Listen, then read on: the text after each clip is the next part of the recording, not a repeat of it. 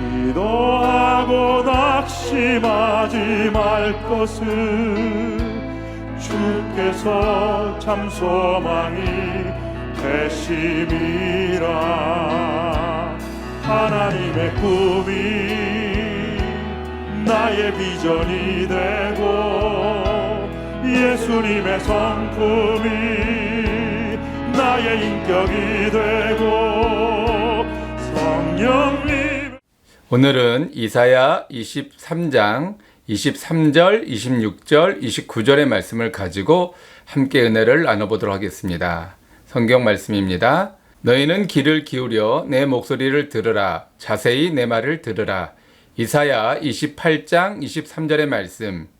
이는 그의 하나님이 그에게 적당한 방법을 보이사 가르치셨음이며. 이사야 28장 26절의 말씀. 이도 만군의 야훼께로부터 난 것이라. 그의 경영은 기묘하며 지혜는 광대하니라. 이사야 28장 29절의 말씀. 벌써 가을이 오는 것 같습니다. 아침 저녁으로 쌀쌀하고 아침에 나가보니 하늘이 더 높아진 것 같습니다. 이렇게 계절은 조용히 옷을 갈아입고 있습니다. 우리는 1년이라는 시간 동안에 4번의 계절의 변화를 경험합니다. 그리고 우리가 살아온 해만큼 수많은 계절의 변화를 경험했습니다. 그런데 한 번도 변하는 이유에 대해서 생각해 본 적이 없습니다. 하나님은 왜 계절의 변화를 우리에게 허락하셨을까요? 또 하나님은 왜 1년이라는 시간 동안에 4번의 계절을 만들어 놓으셨을까요? 1년 단위로 했다면 우리가 좀 더 편하지 않았을까 하는 생각도 해봅니다. 먼저 1년이라는 시간은 시작과 끝이 분명한 기간입니다. 12월 31일과 1월 1일은 다르지 않는 날입니다. 계절도 한가운데 있기 때문에 날씨나 온도의 변화도 거의 없습니다. 그럼에도 12월 31일과 1월 1일은 같은 날이 아닙니다. 왜냐하면 12월 31일은 끝을 의미하고 1월 1일은 시작을 의미하기 때문입니다. 시작과 끝의 가운데에 4계절이 있는 것입니다. 우리의 인생도 시작과 끝이 분명합니다. 태어날 때가 있고 죽을 때가 있는 거죠. 그렇다면 우리의 인생 속에서 4계절이 있지 않을까요? 우리의 마음 속에도 희노애락이 담겨져 있습니다. 마음을 4가지로 표현하는 것도 어쩌면 4계절의 영향일지도 모르겠습니다. 시기로만 보아도 봄과 같은 어린 시절이 있고 여름과 같은 청년의 시기가 있고 가을과 같은 장년의 시기가 있으며 겨울 같은 노년의 시기가 있습니다. 이렇게 시기적으로 본다면 뭔가 허전함을 느끼게 됩니다. 왜냐하면 어린 시절 안에도 희노애락이 있듯이 마냥 좋은 것만 있는 것은 아니니까요. 그렇다면 우리의 인생 속에 4계절은 무엇일까요? 무엇인가를 새롭게 준비하고 출발한다면 아마도 봄일 것입니다. 나이와 상관없이 새로운 것에 도전한다면 우리의 인생은 언제나 봄이 될 것입니다. 여름은 배우며 익숙하게 성장하는 시기입니다. 도전은 항상 도전만으로 완성되는 경우는 없습니다. 도전은 연마하고 노력해서 익숙하게 숙련되는 과정을 거쳐야 합니다. 무엇을 하든지 포기하지 않는다면 여름과 같은 시기를 경험하게 될 것입니다. 가을은 열매가 있거나 거두는 시기입니다. 도전으로 시작해서 익숙해졌다면 이제는 삶의 열매를 얻을 수 있을 것입니다. 그만큼 우리의 삶에 여유도 생기고 다른 사람을 돌아보는 여유도 가지게 될 것입니다. 그리고 겨울은 우리의 수고와 노력에 따라서 따뜻하거나 때로는 쓸쓸할 수도 있습니다. 모두가 낭만적인 겨울을 생각하지만 사실은 모두가 따스함 속에 사는 것은 아니니까요. 이제 하나님이 우리의 인생 속에서도 4계절을 허락하신 이유를 생각해 보겠습니다. 결론부터 얘기하자면 교만하지 말라는 것입니다. 우리는 어느 한 계절이 우리의 인생 속에서 오래 지속되기를 원합니다. 하지만 1년이라는 시간 안에 4계절이 늘 움직이듯이 우리의 인생 속에서도 어느 한 계절만 머무르지 않습니다. 우리의 인생 속에서 겨울과 같은 혹독한 시절이 지났다고 해서 여름과 같은 휴가 시즌만 계속된다면 우리는 무료함과 지루함에 지쳐버릴 것입니다. 또한 이 땅에서도 여름만 있다면 식물이 말라 죽듯이 우리의 심령도 오히려 말라 죽을 것입니다. 마찬가지로 풍성한 가을만 계속되기를 바란다면 얻을 것이 무한정 나올까요? 봄이 없다면 씨를 뿌릴 수도 없고 그러면 가을이 돼도 거둘 것이 없습니다. 옛날에는 유명했던 기업들이 지금은 흔적도 없이 사라진 것을 보게 될 것입니다. 이것은 아무리 큰 기업도 무한정 거둘 것만 있는 것은 아님을 반증해 주는 것입니다. 이와 같이 원하던 원치 않던 간에 계절은 변화되면서 우리로 하여금 교만하지 않게 해줍니다. 새로운 계절을 맞이하기 위해서는 늘 준비해야 하니까요. 또한 봄이라고 봄 날씨만 계속되는 것은 아니고 여름이라고 뜨거운 날만 계속되는 것도 아닙니다. 각 시기마다 희노애락이 있듯이 가을날에도 태풍이 올라오고 장마가 올 때도 있습니다. 아무리 봄이라 해도 비가 오지 않는다면 파종을 할 수 없습니다. 여름이라 해도 장마와 태풍만 있다면 따뜻하지 않을 것입니다. 가을도 마찬가지라서 날씨는 좋은데 거둘 것이 없다면 가을이라 할 수 없을 것입니다. 겨울은 춥고 어둡지만 겨울루는 모든 사람의 마음을 따뜻하게 만들어주기도 합니다. 하나님은 이사야 28장 23절에서 29절까지의 말씀 속에서 이 모든 것들이 하나님의 지혜라고 말씀하고 있습니다. 어리석은 자는 주어진 것도 얻지 못하거나 보관을 할 수 없습니다. 그러므로 우리는 교만을 버려야 합니다. 내가 할 수 있는 것은 하나님이 허락하신 것 안에서만 가능합니다. 봄에 파종할 씨앗이 많아도 하늘에서 비를 허락하지 않는다면 무용지물이요. 가을에 풍성한 들판에 태풍이나 폭우로 물이 차버린다면 먹지 못할 썩은 풀이 되고 마는 것입니다. 우리는 우리에게 주어진 상황이 하나님으로부터 주어진 것임을 기억하고 무엇을 얻었다 한다면 겸손을 배우고 지금 어려운 상황이라면 하나님을 의지하는 지혜를 배워야 합니다. 이것이 하나님께서 1년이라는 시간 안에 4계절을 때마다 허락하시는 이유입니다.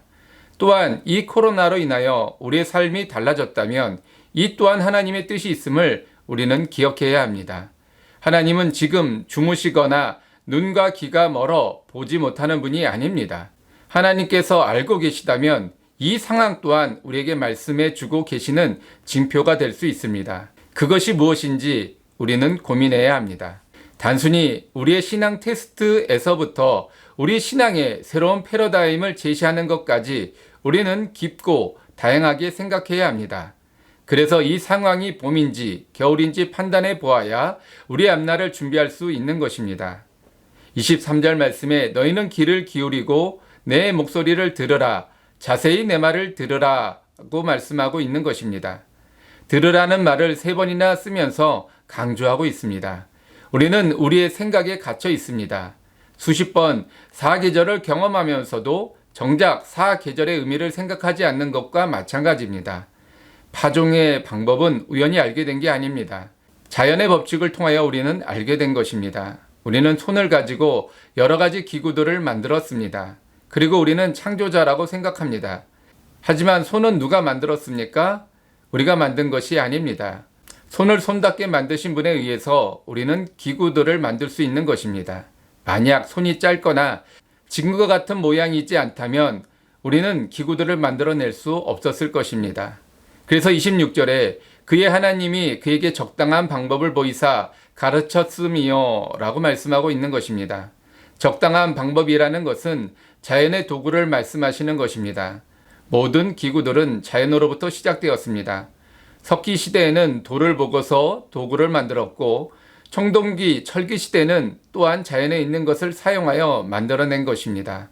과학과 물질 문명이 발달된 지금도 자연으로부터 얻지 못하는 것은 만들 수 없습니다.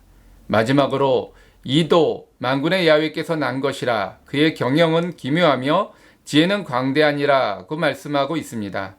결국은 모든 것이 야훼로부터 난 것임을 말씀하고 있는 것입니다. 그러므로 우리는 늘 겸손을 잊지 말아야 합니다. 우리가 알고 있는 것은 대자연의 일부분임을 기억하며 하나님은 대자연을 만드시고 주관하시는 분으로 대자연 속에 갇혀 있는 분이 아니라 대자연 위에 계시는 분임을 우리는 깨달아 알아야 합니다. 그래서 우리는 하나님의 생각과 선택에 순종해야 합니다. 비록 그것이 내 상황과 맞지 않고 내 입장과 다르다 할지라도 우리는 순종으로 따라야 합니다.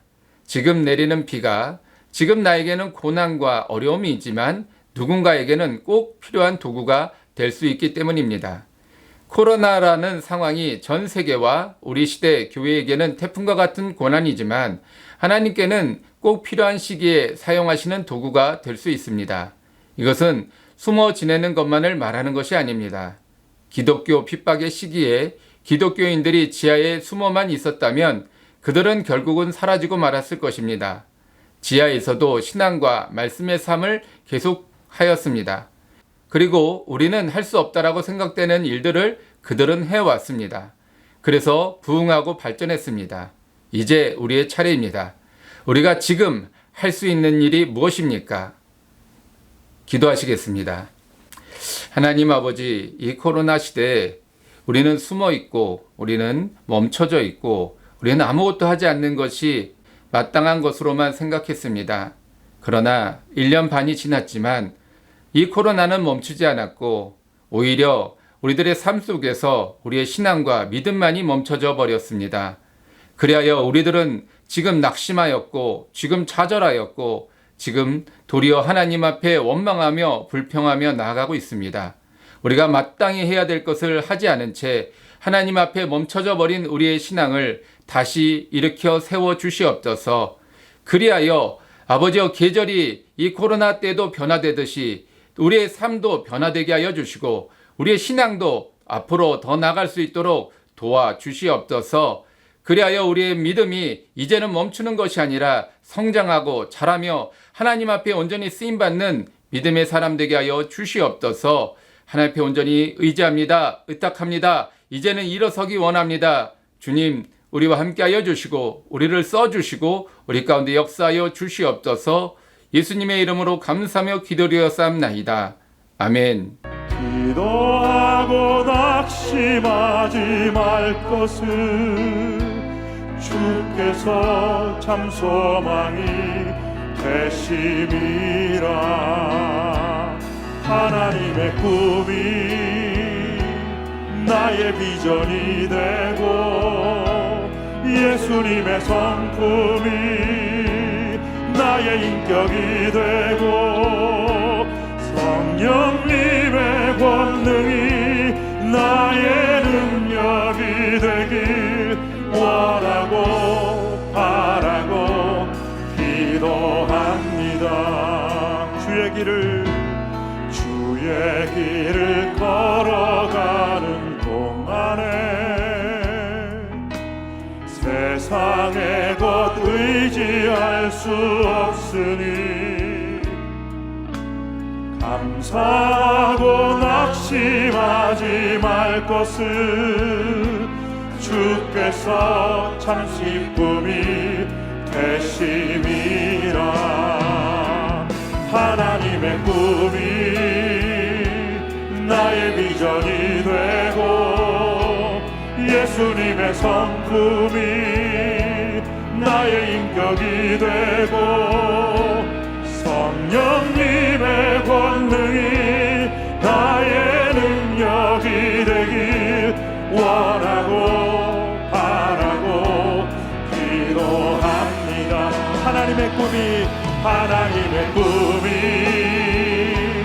나의 비전이 되고 예수님의 성품이 나의 인격이 되고 성령님의 권능이 나의 능력이 되길 원하고 바라고 기도합니다.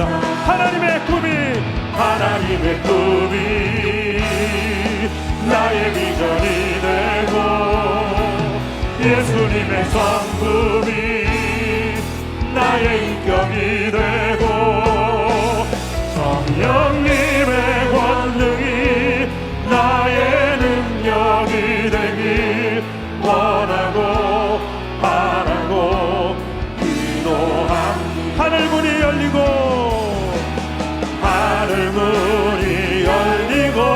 은혜의 빗줄기 이 땅 가득 내리도록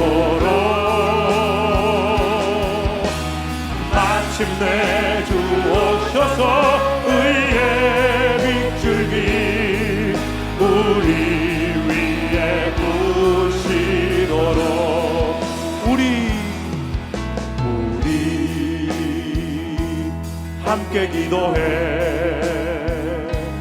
주 앞에 나와 무릎 꿇고 긍휼 베푸시는 주 하늘을 향해